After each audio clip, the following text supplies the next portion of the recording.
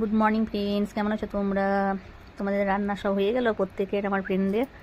আর দেখো, আমি আজকে তোমাদের দেখাচ্ছি, মানে আমাদের হাজব্যান্ড বললো গরম গরম রুটি আর পটল ভাজা খাবো, বুঝলে। তারপর আমি এবারে পটল কাটবো, এবারে পটল এবারে কাটলে আমার হাজব্যান্ডের পটলের বীজগুলো থাকে, ভালো লাগে খেতে। আর আমার মেয়ে এবার বলছে না, পটলের বীজ থাকা যাবে না, আমি তাহলে খাবো না।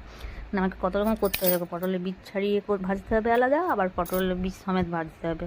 তারপরে এবার বাঁধাকপি কিনেছি নন্দাদার কাছে, মানে আমাদের সবজি দাদা যে বিক্রি করতে আসে সবজি, তার কাছে কিনেছি। তো নন্দাদার কাছে বাঁধাকপি কিনেছি। তো আমার হাজব্যান্ড আমাকে দেখাচ্ছি, এই কুচি কুচি করে বাঁধাকপিগুলো কাটবে, দেখো এইটুকু করে, মানে খুব কুচি কুচি করে বাঁধাকপি কাটবে। আর আলুগুলো যেমন সে ভোজ করে হয় না, বড় বড় করে আলুগুলো, সেরকম আলুগুলো কাটতে হবে।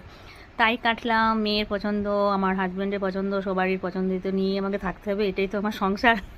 দেখো, ওদের পছন্দ মতোই আমি করলাম। বড় বড় আলু কেটে লাল লাল করে ভেজে বাঁধাকপিটা ভালো করে করতে হবে, আর পটল ভাজা, দু রকমের।